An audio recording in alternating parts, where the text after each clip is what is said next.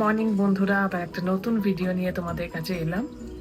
তো আজকে এখানে হচ্ছে কর্ণাটকা রাজ্যোৎসব, মানে এখানে হচ্ছে ওদের একটা আলাদা পতাকা আছে, তো ফ্ল্যাগ ওদের হোস্টিং হবে। তো আজকে কোনো মিনিস্টার আসবে আমাদের সোসাইটিতে, তো তাই জন্য সকাল থেকে গান বাজাতে শুরু করে দিয়েছে। আর আমিও আজকে তাড়াতাড়ি উঠে পড়েছি, কারণ কালকে আন্টিরা চলে যাবে বলে আজকে তাড়াতাড়ি উঠে পড়েছি। আজকে সিমি ওর দিদির জন্য গাজরের হালুয়া বানাচ্ছে, তার জন্য অনেক সাইড থেকে ঘষাঘষি চলে যাচ্ছে। তুই দিদি খাবে তো, আর কেউ খাবে না তো? ঠিক আছে, আমিও খেয়ে নেবো তোমার দিদির জন্য। হাতটা যেন আবার কেটো না। এতগুলো গাজর ঘষে নিলাম আর একটা গাজর বাকি আছে, তোমার হাত থেকে তুমি। ভালো। আর সিমিকে গার্ড দেওয়ার জন্য আমাদের নিচে বসে আছে এই যে গুগল, ও সারাক্ষণ সবাইকে গার্ড দিয়ে থাকে। তো এখন বানাচ্ছে সিমি তার গাজরের হালুয়া।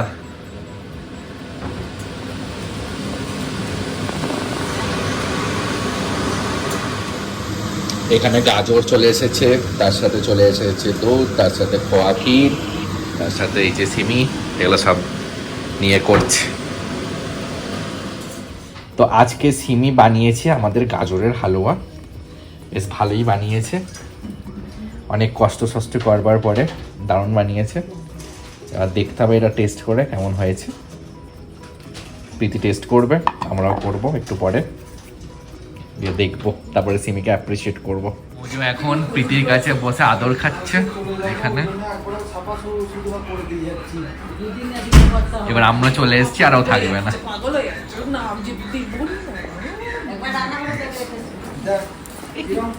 এখন আমি এই অফিস থেকে এসেছি, আর এসে হচ্ছে আমাদের গোল বৈঠক হচ্ছে এখানে।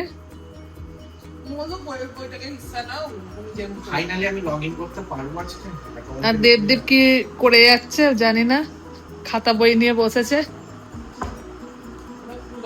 আর আন্টির প্রচুর মন খারাপ, ছেলেকে ছেড়ে চলে যাচ্ছে বলে।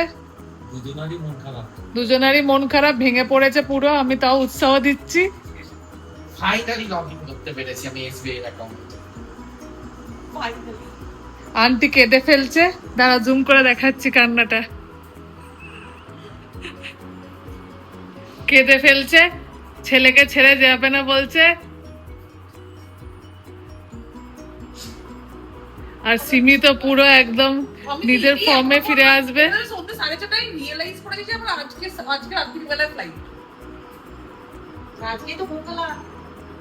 আন্টিকে দেখে মনে হচ্ছে, আন্টিকে দেখে মনে হচ্ছে যে ওই যে মেয়ে শ্বশুর বাড়ি যায় না, ওইরকম। আমি একটা মা যখন তোর বিসর্জন বিদায় বেলা ছিল না, মা কাঁদছিল, মানে মাকে পরে তখন তো জিজ্ঞেস করতে পারিনি, পরে জিজ্ঞেস করো মা দিদি তোমার তুমি কেন কাঁদছিল? দিদি এমনি তো ব্যাঙ্গালোর থাকে, ডিফারেন্স কি আছে তুমি কাঁদছো কেন? কাঁদে দিয়ে ভাবো কি ব্যাঙ্গালোরেই যাচ্ছেন না, ও কাউকে চেনে না বাবাকে ছাড়া। আমি বললাম তো যদি আপনি বলেন না, আপনি যদি বলেন যে এটা আমি আমাকে আরেকটা কিছু নাচ, এইটাই হচ্ছে তফাৎ মেয়েদের জীবন আর ছেলেদের জীবন। ছেলেরা সবসময় মায়েদের সাথে থাকতে পারে, কিন্তু মেয়েরা কোনোদিন থাকতে পারে না। তাই জন্য সবসময় ছেলে হয়ে জন্মাতে হয়। বল,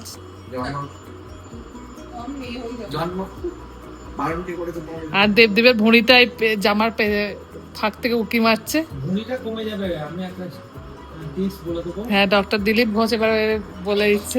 প্রত্যেক দিন রাত্রিবেলা 1 চামচ করে জোয়ান ভিজিয়ে রাখতে হবে জলে, সকালবেলায় উঠে উঠে ছেঁকে খেতে হবে, কমে যাবে, ভুঁড়ি কমে যাবে। আমি বুঝতে পারি না যে কতবার যে ডাক্তার দেখায়, এটা কেন দেখায়? আপনার যা পারেন মেখে দেন, আর যা পারেন তাকে খেয়ে নেন দুজনে মিলে। ওই জায়গাটা আছে সঙ্গে দিচ্ছে। আর আমাদের এখন রাত 8টার সময় সন্ধ্যা দেয় এখানে, কেউ আবার কেউ 10টার সময়ও দেয়। এখন মোজোর ওজন দেখা হচ্ছে 70.55, মানে হচ্ছে নেমে পড়ুন। 12.5 কিলো। 12.5 কিলো কোথায় 12.5 কিলো? 58। হ্যাঁ, 12 কিলো। 12.5 কিলো ঠিক আছে। 12 কিলো ওজন মোজোর, জিরো ফিগারের মোজোর ওজন দেখা হচ্ছে 84.95, 11 কেজি 11.5 কিলো, 12 কিলো মাত্র। আপনার টেস্ট লাগবে। এখন আমাদের রাত্রেবেলা ডিনার করা হচ্ছে। তো মা দেখছি এখন আলু ছাড়াচ্ছে, আর প্রীতি দেখি এখন ধনে পাতা ধরছে। তো কি হচ্ছে ডিনারে আজকে? তো আজকে লুচি আর আলুর দম হবে আমাদের রাতের বেলাতে, কারণ কালকে মারা চলে যাচ্ছে। তো আজকে লাস্ট মা এই হাতের লুচিগুলো খেয়ে নি। কাল থেকে প্রীতিকে অর্ডার করা শুরু হবে। আমিও করি প্রীতি। বডি বেচারি পারবে না, প্রীতি করতে হচ্ছে, দুজনে মিলে করবে। এখন প্রীতি ভাজছে গরম গরম লুচি। বলো প্রীতি। এটা তো ভালোই লাগে না তোমার, বলো? ভালো তো লাগে। এখন সিমি খাচ্ছে ডিনার। তো ডিনারের মধ্যে আমাদের এখন আছে খাওয়াচ্ছে লুচি, তার সাথে আলুর দম, তার সাথে গাজরের হালুয়া যেটা সিমি বানিয়েছে, আর পায়েস। পায়েস তার সাথে। আজকে সিমি চলে যাচ্ছে বলে প্রীতি ওকে দিয়ে পাটে পাচ্ছে। আজকে না, আমি রোজই দিই। তুমি ভালো দেখতে পাবে।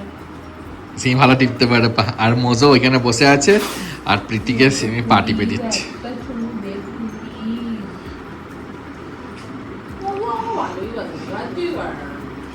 এরপরে তুমি চান করবে।